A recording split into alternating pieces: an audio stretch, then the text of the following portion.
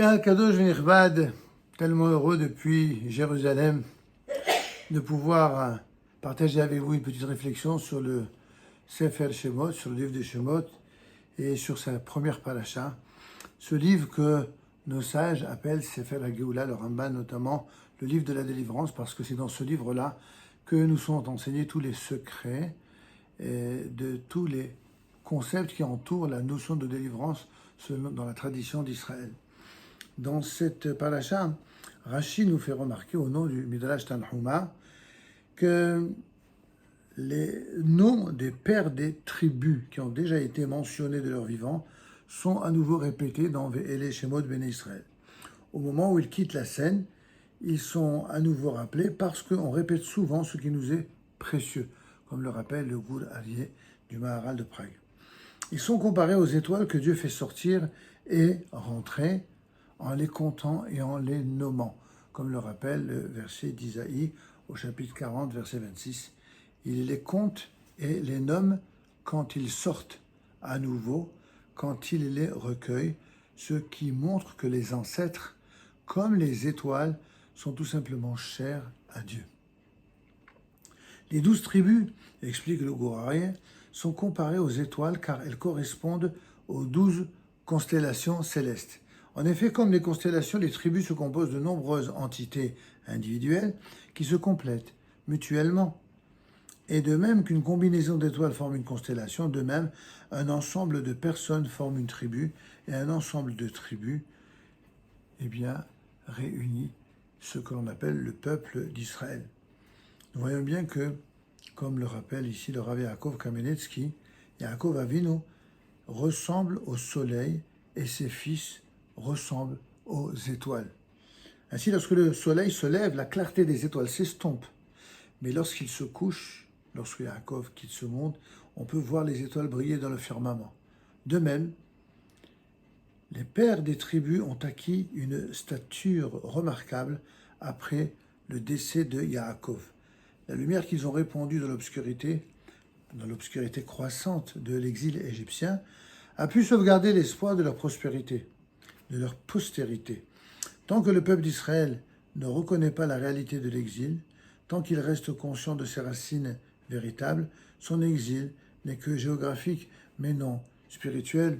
En vérité, ce thème de l'exil géographique et spirituel est un thème absolument récurrent et essentiel, parce que malheureusement, il est aussi ce thème qui parfois oppose au sein même des 70 visions de la Torah, oppose certains courants idéologiques de Torah entre eux, quant à la compréhension de ce phénomène extraordinaire du retour du peuple juif sur la terre d'Israël, donnant justement suite à des controverses qui semblent à la fois excessives et difficiles parfois à comprendre. Je vais me permettre de donner une approche peut-être un peu singulière, un peu peut-être originale, puisqu'il s'agit d'un chidouche personnel, sur une notion que d'aucuns connaît, a déjà entendu à plusieurs reprises, mais n'a pas forcément fait le lien entre ces notions. Prenons un exemple, l'exemple de Ata. Ata en hébreu signifie maintenant. En hébreu de la Torah, on voit souvent le mot Ata, et d'autres fois on voit le mot Arshav, qui est le mot en hébreu moderne pour désigner maintenant. La différence, disent nos sages, entre quelqu'un qui est impatient et qui n'a pas la émouna, et quelqu'un qui, au contraire, a la émouna, c'est-à-dire la foi, c'est une affaire de patience. Quelqu'un qui est impatient, il veut tout de suite.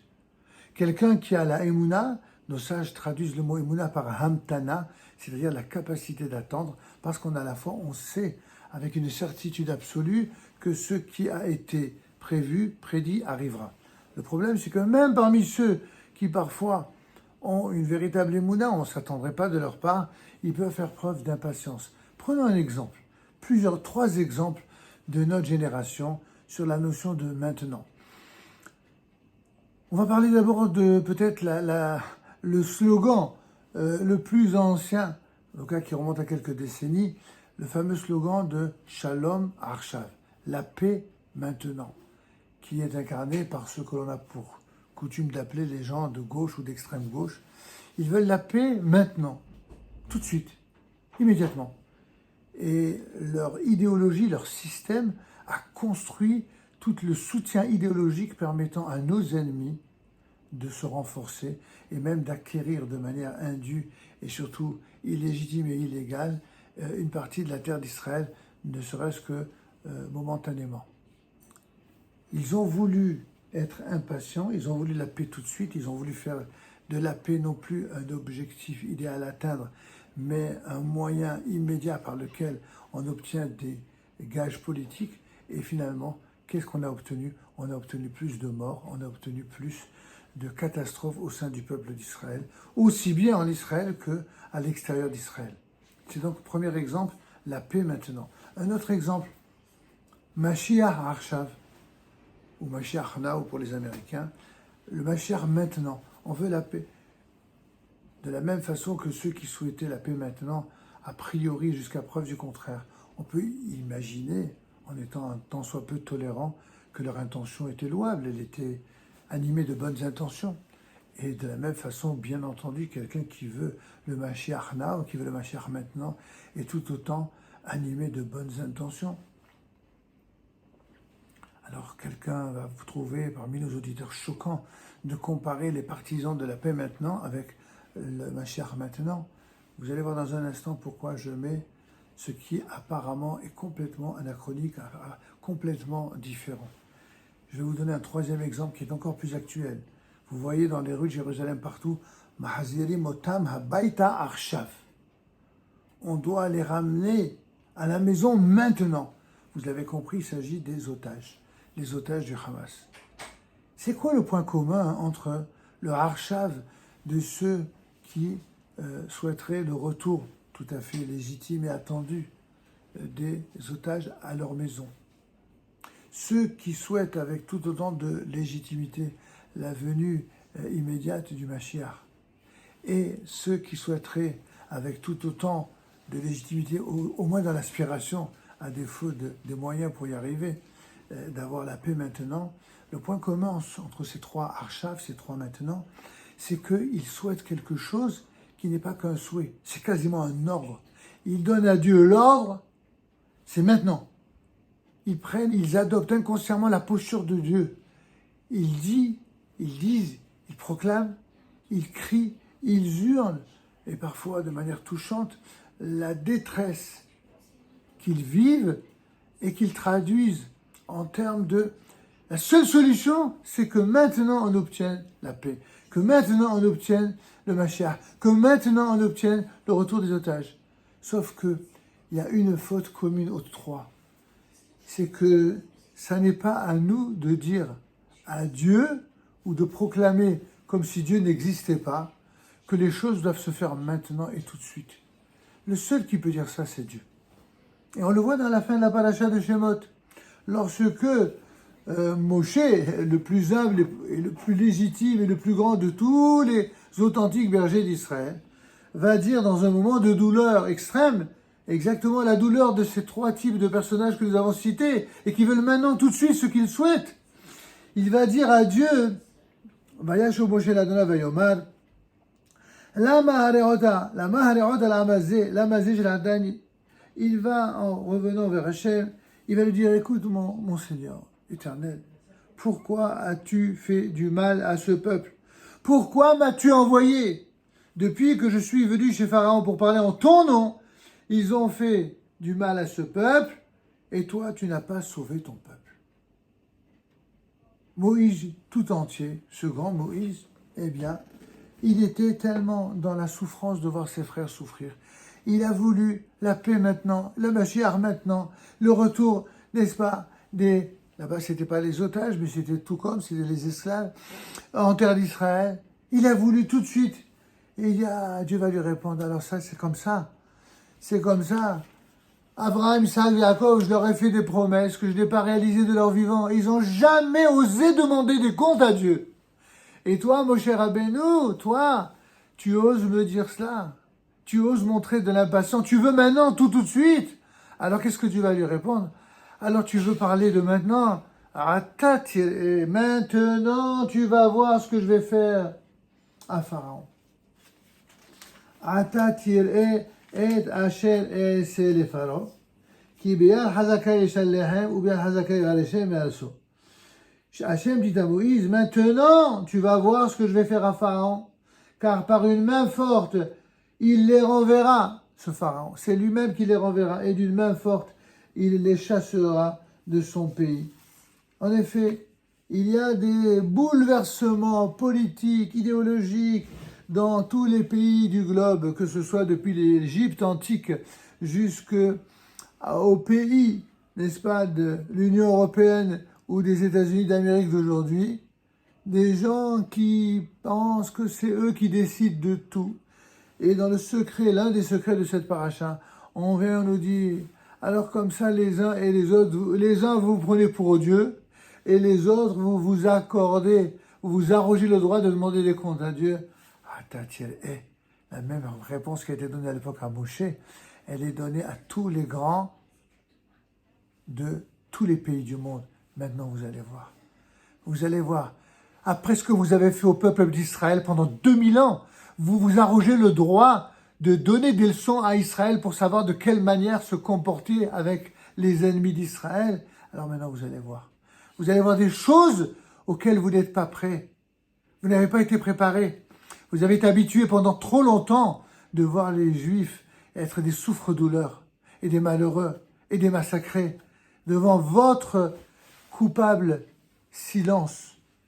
Et maintenant, vous voulez donner des leçons à Israël. Alors Dieu est en train de dire à Moïse à l'époque, il nous dit à chacun, maintenant vous allez voir que quand moi je dis maintenant, c'est maintenant que ça va se passer. Parce que la différence, quand un homme, ou alors quand un groupe d'hommes disent maintenant, ça veut dire qu'ils exigent, ça veut dire qu'ils croient qu'ils sont en mesure d'exiger quoi que ce soit. Et qu'est-ce qui montre qu'ils sont en mesure d'exiger rien du tout? C'est que ce qu'ils exigent n'arrive jamais. N'arrive jamais comme ils le souhaitent en tout cas. Et c'est encore plus long. Et ça recule, ça fait reculer la Géoula. Ceux qui exigent la paix maintenant, ils n'ont fait qu'engendrer des guerres. Ceux qui exigent le Mashiach now, dans le même temps où ils font tout pour empêcher sa venue, en s'étendant absolument partout et en empêchant jusque certains de nos frères juifs de venir monter en Israël. Ils veulent le Mashiach maintenant, mais ils veulent empêcher les juifs de venir et de permettre à ce Mashiach de venir. C'est encore de ces attitudes tout à fait contraires et à la Torah et au bon sens et à la morale. Quant à ceux qui veulent le retour des otages, c'est peut-être des trois exemples celui qui nous est le plus dur et le plus délicat à aborder. Évidemment que nous prions tous les jours avec une ferveur infinie pour le retour sain et sauf des otages, pour ceux en tout cas qui pourraient être encore miraculés. Évidemment. Mais il ne faut pas donner l'impression, comme le font ceux qui font leur propagande habituelle par en dessous, comme certains font des tunnels, de faire croire que ça, c'est la chose la plus importante dans les priorités. La priorité, c'est d'éradiquer le mal, exactement ce que certains voudraient empêcher de faire lorsqu'ils veulent un cessez-le-feu, lorsqu'ils veulent empêcher Israël de faire ce bien absolu qui consiste à éradiquer le mal. Quand on éradique le mal, alors on empêchera les prises d'otages futures.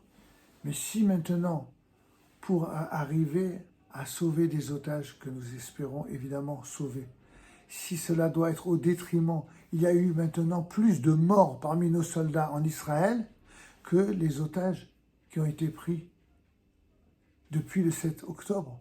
Est-ce que les gens ont conscience de cela? Donc bien sûr qu'il faut prier et œuvrer sur toutes les possibilités de soutenir le retour des otages, mais de grâce, ne pas faire croire que la vie d'un otage est supérieure à la vie d'un soldat. Chas ve shalom, que Dieu préserve. Ça, c'est déjà le raisonnement de nos ennemis. Nos ennemis font croire que les otages, tout comme les civils, avec des grosses guillemets, sont des innocents. Voilà une de celles qui a été prise en captivité, une des plus célèbres prises en otage franco-israélienne. Elle a dit clairement à qui voulait l'entendre que tous les Palestiniens sont tous partie prenante et tous soutiens du Hamas. exactement le contraire de la propagande gauchiste et islamo-gauchiste. Tout le contraire. Et nous le savions depuis longtemps, on n'avait pas besoin de son témoignage. Sauf que son témoignage, il est évidemment vibrant et beaucoup plus parlant.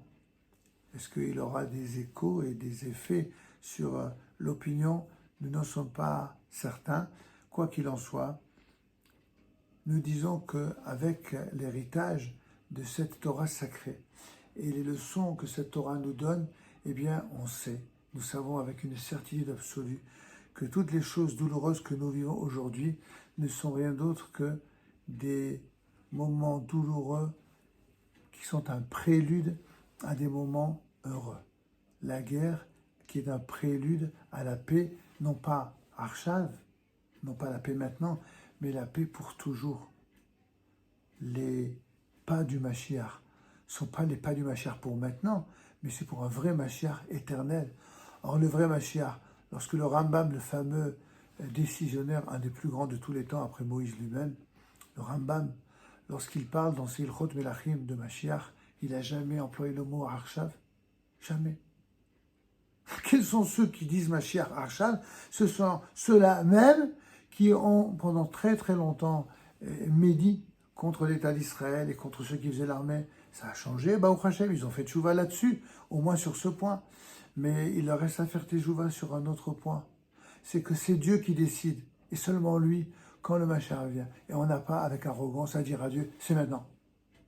Ni pour le Shalom, ni pour le Mashiach, et ni pour les Chatoufim. On doit prier Dieu.